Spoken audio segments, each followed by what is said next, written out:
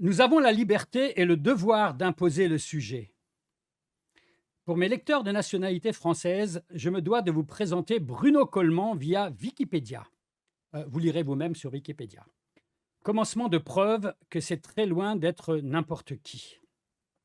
Bruno Coleman a, peut-être, été, selon la presse qui s'intéresse aux stars, le compagnon d'une femme politique française, naguère très en vue lors d'une élection présidentielle. Peut-être est-il d'ailleurs toujours son amoureux. Mais là n'est pas le propos. Comme disent certains commentateurs sportifs, cela ne nous regarde pas, puisqu'il s'agit de sa vie privée. En revanche, ce qui est intéressant ainsi que remarquable, c'est que Bruno Coleman est devenu un people, l'une des rares personnalités belges qui a réussi à appliquer la devise de Brian Solis, devenir une marque humaine forte. Si bien que plusieurs dizaines de milliers de personnes, principalement belges et françaises, le suivent sur Twitter et LinkedIn pour suivre l'actualité économique. Grâce à cette forte popularité issue de sa visibilité, il est constamment invité sur les plateaux TV belges. La crise des subprimes menace le monde et s'invite au JT, alors Coleman est invité au JT. La crise Covid impacte l'économie et s'invite au JT, alors Coleman est invité au JT. Les premières conséquences en Belgique du réchauffement climatique, 38 morts en juillet 2021, s'imposent à juste titre au JT, alors Coleman, accompagné de ses idées, est invité au JT pour expliquer les conséquences financières de cette catastrophe. Poutine envahit l'Ukraine et s'invite au JT. Alors Bruno Coleman est invité au JT pour parler du cours des céréales et de l'inflation. Sans rire, Bruno Coleman est l'invité le plus célèbre, le plus récurrent, le plus incontournable des différents plateaux de TV belges. En Belgique francophone, un jour sans Coleman est un jour sans. En parallèle, ou plutôt comme causalité, Bruno Coleman écrit beaucoup d'articles, de livres, varie très bien ses sujets de prédilection sur ses flux d'actualité social média.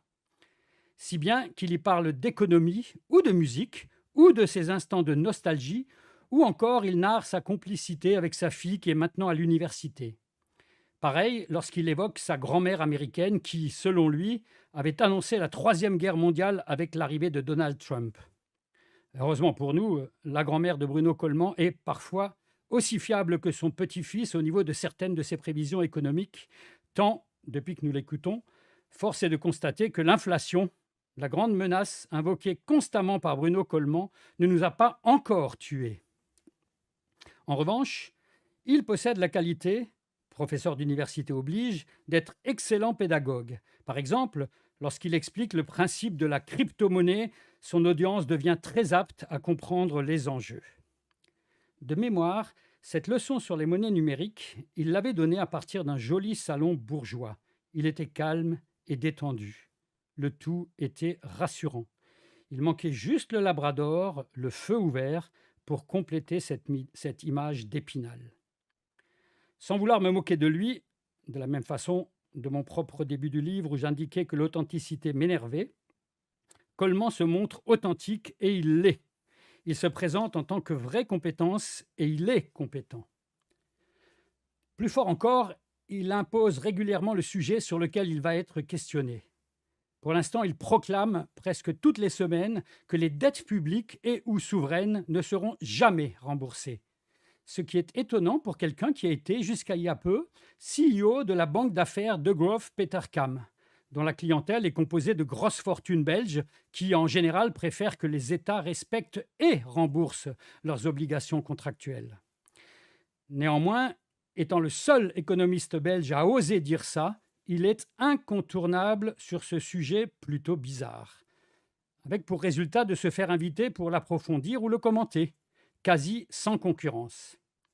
Les autres économistes refusant de s'avancer sur des sujets pareils, ou plutôt sur lesquels ils pourraient être déstabilisés par quelqu'un qui maîtrise parfaitement l'effet Zemmour.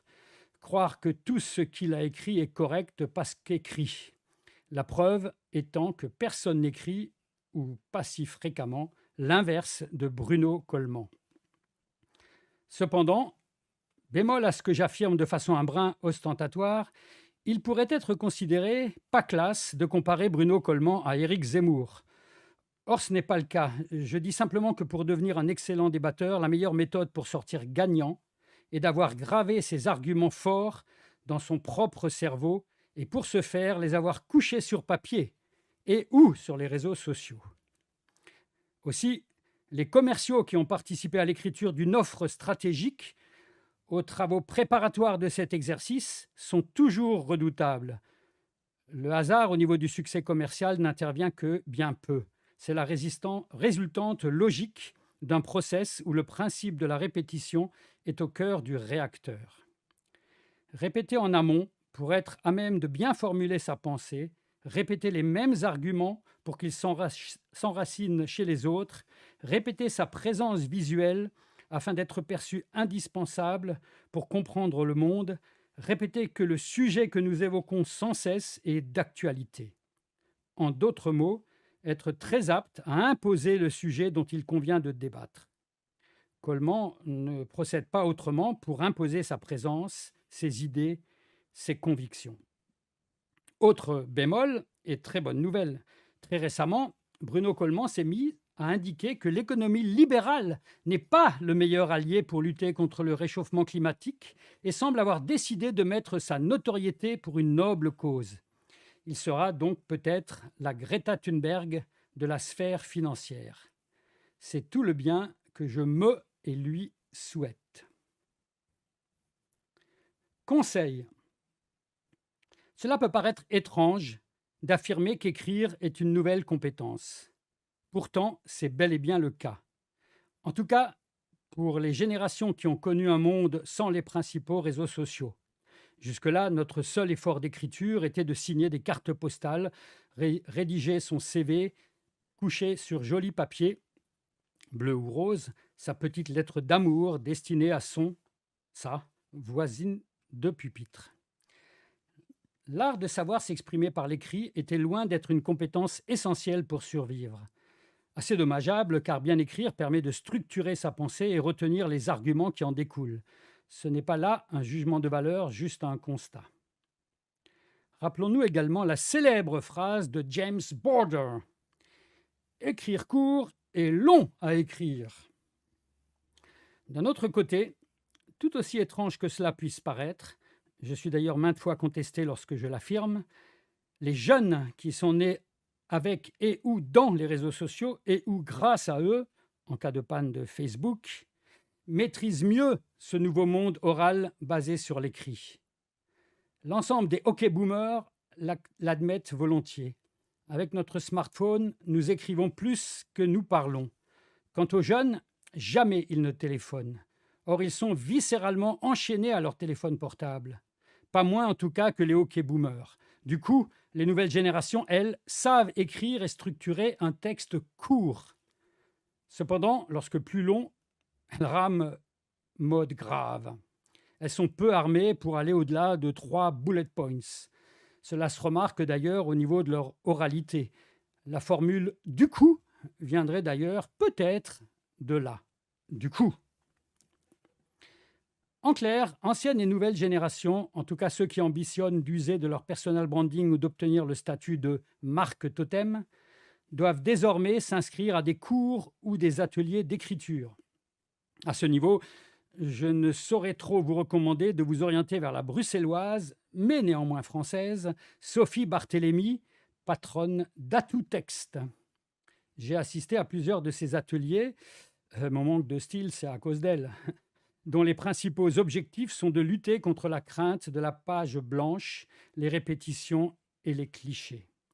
Vous pouvez également vous intéresser aux ateliers d'écriture de l'éditeur français Gallimard, qui vous offre l'occasion d'être coaché par des personnes vivant de l'écrit. À une certaine époque, j'ai eu la grande chance d'avoir pu côtoyer et recevoir des conseils de l'auteur Philippe Dian. J'ai également suivi des cours d'écriture de scénario. Force est de constater qu'avec ces différents écolages, je suis devenu beaucoup moins un oiseau pour le chat, tant à l'oral qu'à l'écrit. Si bien que de temps à autre, j'arrive à imposer un sujet, être invité pour l'expliquer en profondeur. Autre exemple, histoire d'enfoncer le clou, Patrice Lobignat et Philippe Guilleneuc ont réussi à imposer en France le sujet d'un marketing plus soutenable, plus respectueux de la planète et des clients. et ce par l'intermédiaire d'un livre coécrit Marketing Zéro. Remarquablement bien écrit et très structuré, ce bouquin leur ouvre la voie au plateau. Pareil avec les podcasts. Patrice, quant à lui, en est à son troisième livre. Il a également écrit plusieurs centaines d'articles de blog. Au fur et à mesure, sa plume s'améliore, devient très aérienne. C'est en faisant que l'on devient un faiseur. Il n'y a pas selfie. À retenir. Bruno Coleman nous démontre qu'un nouveau droit est apparu. Imposer le sujet. C'est même plus qu'un droit, c'est un devoir. Fréquemment, il est obligatoire de faire prendre conscience à tout un chacun de l'existence d'un besoin latent, le faire émerger en communiquant à son propos. Les marques totems, qui réussissent vite à sortir du lot, le font d'ailleurs d'ordinaire en inventant de nouveaux Far West. Elles deviennent premiers phares ou référentes d'un nouveau secteur autour duquel va graviter leur écosystème, y compris la stratégie commerciale de leur entreprise. Musk n'a pas fait autrement avec l'idée de la voiture électrique réinventée. Rappelons enfin que Bruno Coleman, qu'il ait raison ou tort au niveau de ses convictions ou prévisions économiques, doit solidement être ancré et indéboulonnable pour arriver année après année à réussir ses prestations télévisuelles. De la même façon, dans son cas de figure, présenter un CV hors norme ou encore mieux une page Wikipédia probante.